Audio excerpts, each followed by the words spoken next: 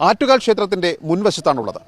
ഏറ്റവും കൂടുതൽ തിരക്ക് അനുഭവപ്പെട്ട സ്ഥലമാണ്. ഇവിടെ മാലിന്യമെന്ന് പറയാൻ കുറച്ച് ചെരുപ്പുകൾ അവിടെ എവിടെയായി ഉപേക്ഷിച്ചിട്ടുണ്ട്. ശ്രീപത്മനാഭസ്വാമി ക്ഷേത്രത്തിന്റെ മുൻവശം പൊങ്കാലയ്ക്ക് ശേഷവും വൃത്തിയുള്ള അന്തരീക്ഷം. യാത്രാ സൗകര്യം കണക്കിലെടുത്ത് കൂടുതൽ ശ്രീജനങ്ങൾ പൊങ്കാലയിട്ട സ്ഥലം KSRTC തമ്പാനൂർ റെയിൽവേ സ്റ്റേഷൻ പരിസരം. ഈ ഭാഗത്തും ഏതെങ്കിലും തരത്തിലുള്ള മാലിന്യം അവശേഷിക്കുന്നില്ല. വഴുതക്കാട്ടെ സർക്കാർ ഗസ്റ്റ് ഹൗസ് പരിസരം പഴയ മട്ടിൽ തന്നെ. ലോക് ഭവനും മന്ത്രിമന്ദിരങ്ങളും ഉൾപ്പെടുന്ന കവടിയാർ രാജപാത, നിരവധി VIP-കൾ പൊങ്കാലയിട്ട സ്ഥലം. ഇവിടെയും മാലിന്യത്തിന്റെ യാതൊന്നും അവശേഷിക്കുന്നില്ല. ഭരണസിരാ കേന്ദ്രത്തിന്റെ മുന്നിലുമുണ്ടായിരുന്നു നൂറുകണക്കിന് പൊങ്കാലക്കലങ്ങൾ.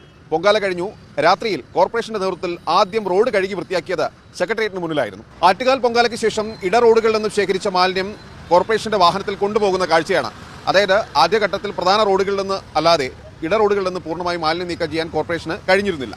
ഞാനുള്ളത് കിള്ളിപ്പാലത്താണ്. ഈ കിള്ളിയാറിന് അപ്പുറത്തേക്ക് പൊങ്കാല ഇടില്ല എന്നൊരു ആചാരമുണ്ട്. അതുകൊണ്ട് തന്നെ ഏറ്റവും കൂടുതൽ തിരക്ക് അനുഭവപ്പെട്ട ഒരു സ്ഥലം കൂടിയാണ്. ആറ്റുകാൽ പൊങ്കാലയ്ക്ക് ശേഷമുള്ള മാലിന്യ നീക്കം കൃത്യമല്ല, അതിൽ വീഴ്ചയുണ്ടെന്ന് ആരോപിച്ച് അന്വേഷണം ഏൽപ്പിക്കുന്ന മന്ത്രിക്കെതിരെ വിമർശനവുമായി കോർപ്പറേഷൻ. എന്തായാലും മേയറും മന്ത്രിയും വാക്ശരങ്ങൾ തുടരുമ്പോഴും നഗരത്തിന്റെ വിവിധ ഇടങ്ങളിലൂടെ സഞ്ചരിക്കുമ്പോൾ ആറ്റുകാലും പരിസരവും വൃത്തിയായി എന്നുള്ളതാണ് യാഥാർത്ഥ്യം.